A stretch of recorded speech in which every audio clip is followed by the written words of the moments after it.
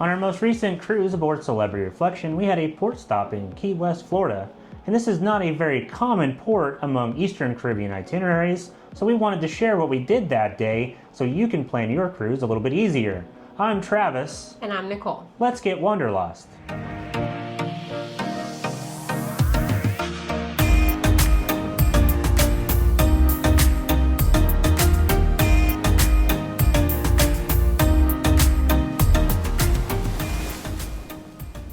As I said in the intro, we had a port stop in Key West, Florida on our cruise aboard Celebrity Reflection. We actually selected this cruise aboard Celebrity Reflection because of the port stop in Key West. It seems very hard to believe, but we lived in Florida for a really long time and had never been to Key West, and we kind of wanted to see it for the first time and as a cruise port. So on our day in Key West, we actually had a port time from 7 a.m. to 3 p.m., which is actually pretty short for a cruise port, especially getting there that early. So this meant we had to get up super early to make sure we got off the ship in time to maximize our day in Key West.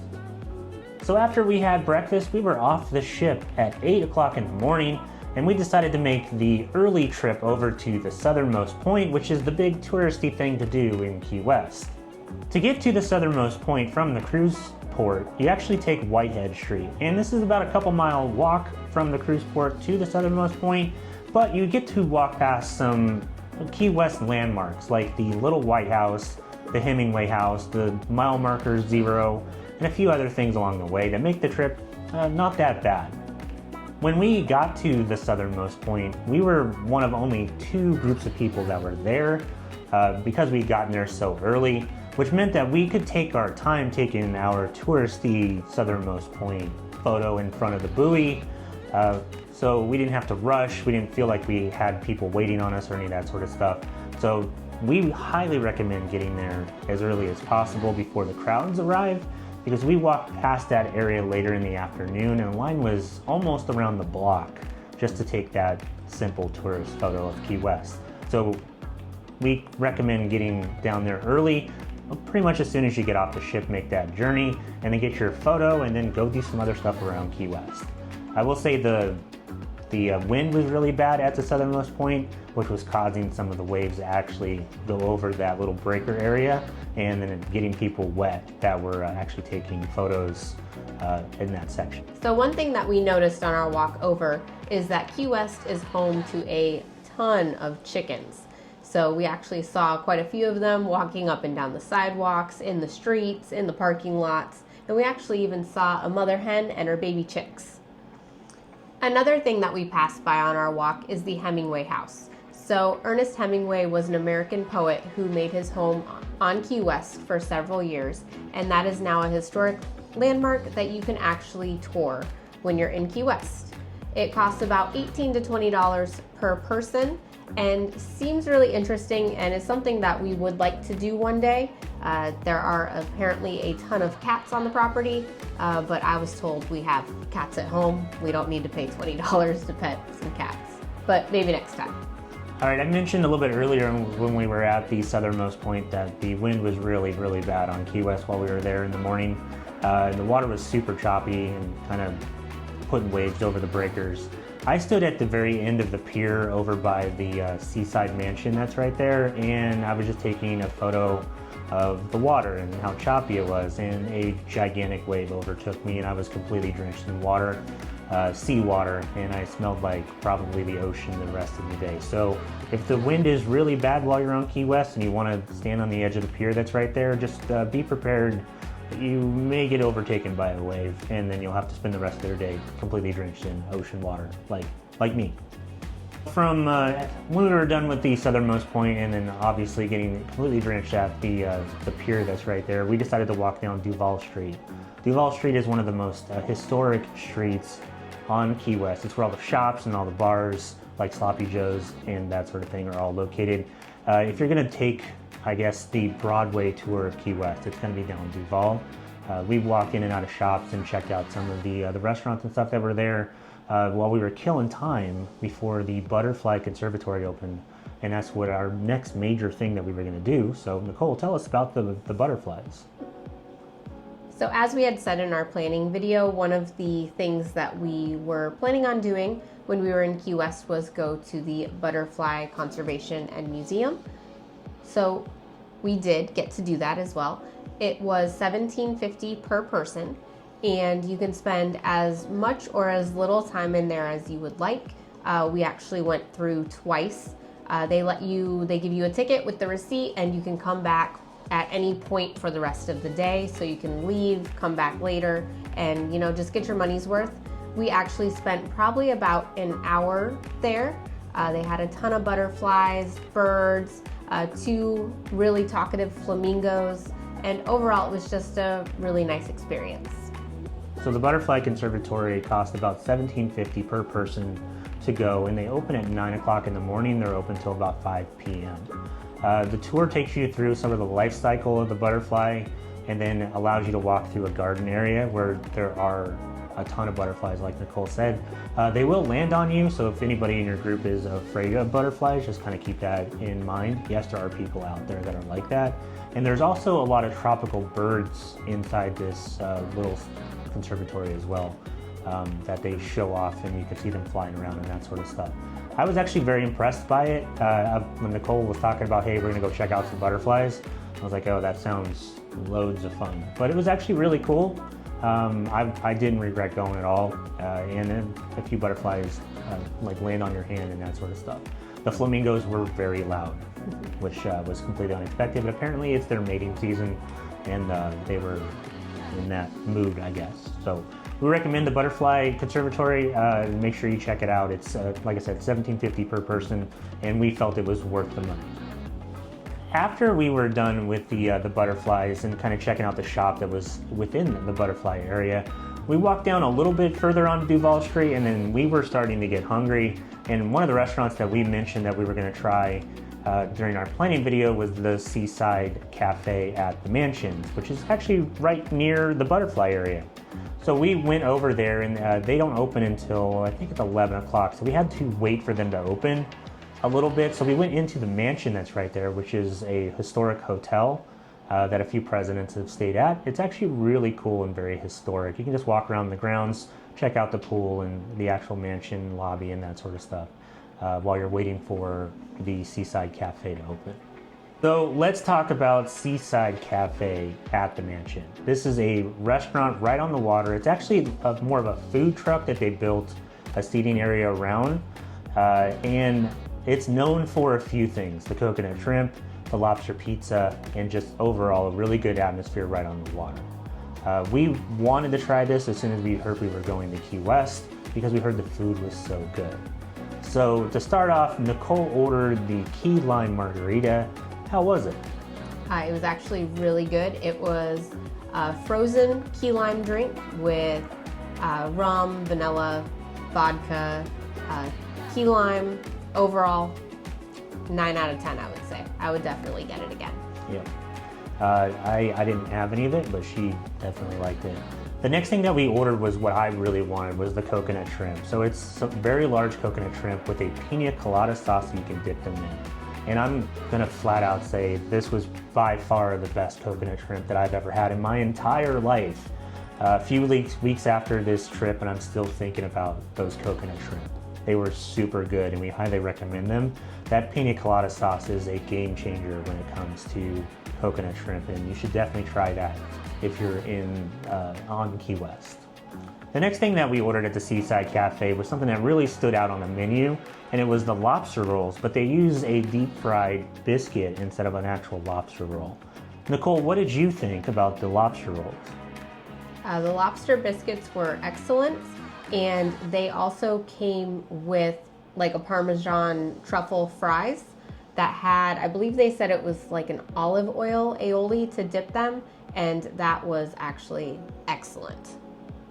Yeah, I really enjoyed the lobster rolls. They were super good, very fresh.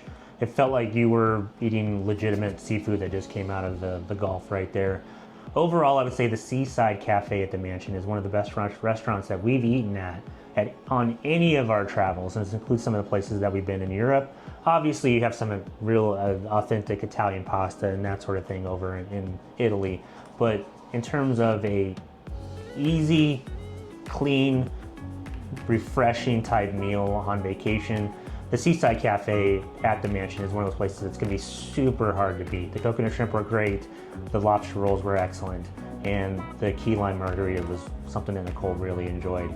If you're on Key West, we cannot recommend the Seaside Cafe at the mansion more than we currently are, so make sure you try it. So another thing that the Seaside Cafe is known for is their lobster pizza, and we unfortunately did not try it because we knew we were already ordering way too much food and we wouldn't be able to eat all of it. But the table next to us did order it. It looked fantastic. And then a gentleman later on asked us how ours was, and because he was interested in the biscuits, and he said the pizza was absolutely amazing. So I think either way, you can't go wrong. Continuing with the food of Key West, one of the things we also mentioned during our planning video is that we wanted some authentic key lime pie. Nicole loves key lime pie. One of the places that is really known for this on Key West is Blue Heaven, which is a bar and restaurant that are across the street from each other, near Duval Street, in between Duval and Whitehead Street.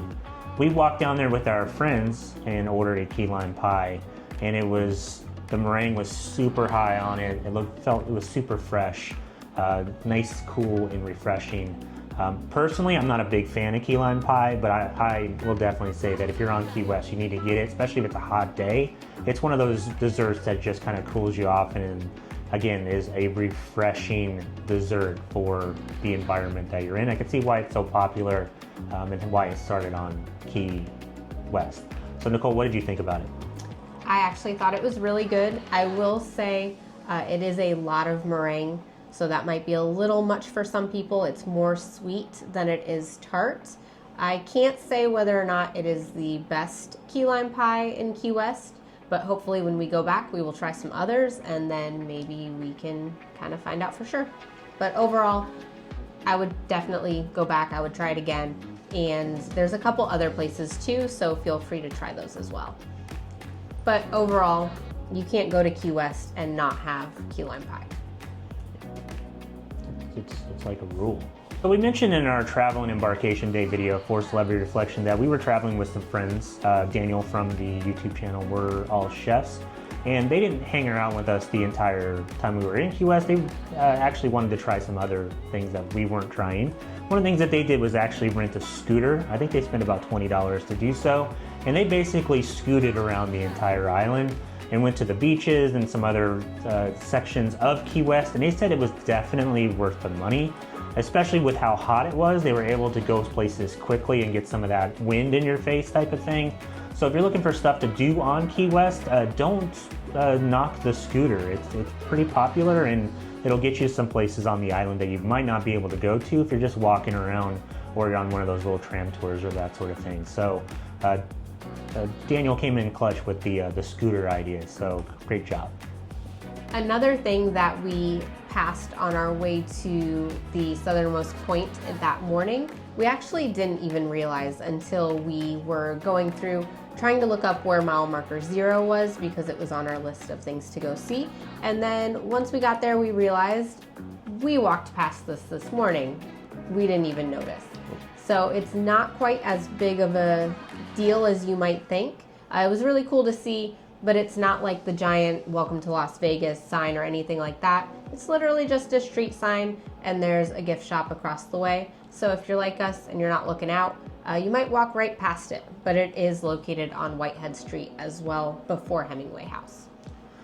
The gift shop that's across the street from the mile marker 0 sign actually has some really good deals for souvenirs.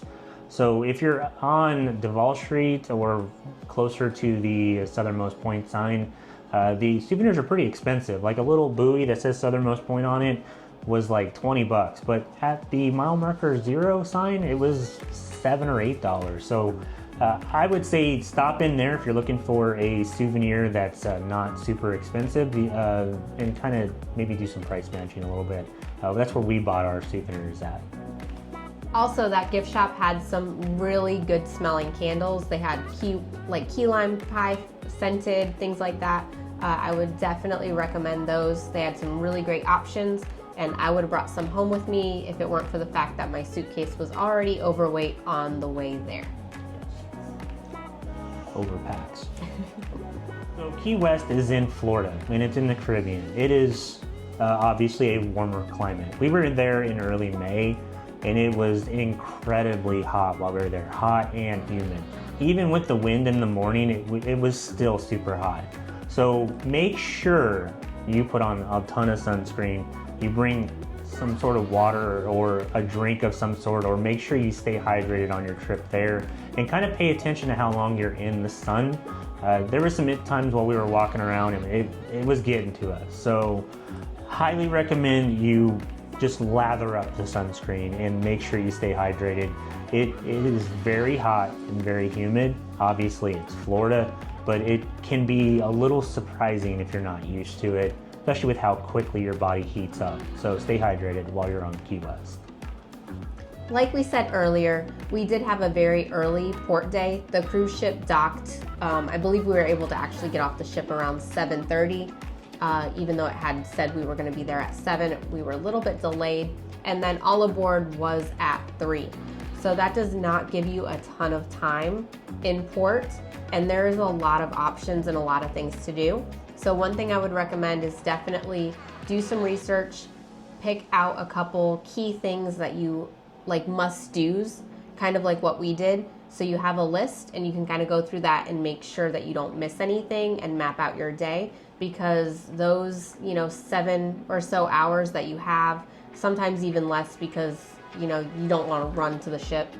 It goes by very quickly, and you can easily kind of just get lost in, sitting by the water, having a drink, shopping, and then miss out on some of the things that you really wanted to do if you don't manage your time well. Yeah, I don't think 7 or 8 hours is enough time to really truly see all that Key West has to offer. That's one of the downsides about going there on a cruise ship. There's a ton of stuff to do on Key West, from historic landmarks to the beaches to restaurants to bars. There's a lot of stuff that we wanted to do that we kind of had to cut off of our list because we just weren't going to have time with how short of a port stop it was. So we recommend highly planning your day and making your list of must-dos and kind of sticking to that, because you'll be eating your key lime pie and you'll look down and you'll be like, oh man, it's already 2 o'clock. We have to hurry because we're a little bit further away from the ship. We got to start walking that way, and there'll be stuff that you didn't get to do. So we recommend making a list, making your must-dos, and then kind of following that and paying attention to what time it is, because the time does go by super quick when you're in a port like Key West, because it's one of the better ports that we've been to. We mentioned this briefly in our last video, our travel and embarkation day video, when we were talking about this video, the Key West video. But Key West quickly moved up our list or chart of our favorite Eastern Caribbean ports. We were very surprised at how much we liked Key West. The food was great. There was a ton of stuff to do. The desserts were awesome. The bars were great. I'm beyond happy with our stop in Key West, to the point where I really want to go back. And there's some ports that you arrive to, like Nassau or Cozumel or Roatan, and you're kind of like, I'll take it or leave it. But Key West is one of those ones that you see it on an itinerary, you should definitely go, yeah, that's something that we're going to want to do in the future or do again. So I would rank Key West up there with the San Martins, the St. Thomas's, and the San Juans on the Eastern Caribbean side. And it's probably up there with one of our favorite cruise ports that we've ever been to. Obviously that's kind of a long list, but we would definitely go back to Key West. I super enjoyed it. What did you think, Nicole? I agree. I would definitely enjoy going back to Key West. And Virgin Voyages also makes a stop in Key West, since we did say that it is not a super common port, but so maybe that will happen soon. You never know. Yeah, Royal Caribbean also sends a ship there from Tampa. I don't know which one it is off the top of my head, but there's a few companies that do go to Key West. It's not a major port. You're not going to get an Oasis class ship there. You're not going to get a Quantum class ship there. It's going to be usually a smaller ship, because there is restriction on the number of people and a number of ships that can actually go there by the state and local governments. But overall, make sure you eventually take a cruise that goes to Key West. It gets our recommendation and our approval. We loved it. It was awesome. Can't wait to go back. All right, we're gonna wrap the video up right here. Our next video is gonna be on Coco Cay, which was our next stop on this cruise. If you have any questions about Key West, the things we did on Key West, or how great the food was at the Seaside Cafe, make sure you leave them in the comment section below. We're always looking for something to do, and anytime somebody leaves a comment, we didn't have something to do. If you like this video or like the videos on our channel, make sure you subscribe and like the video that you're watching. It helps us out more than you realize. And if you need us, again, this is a celebrity cruise that we're currently on, so we'll be up in the Ocean View Cafe. And as always, Thanks for watching.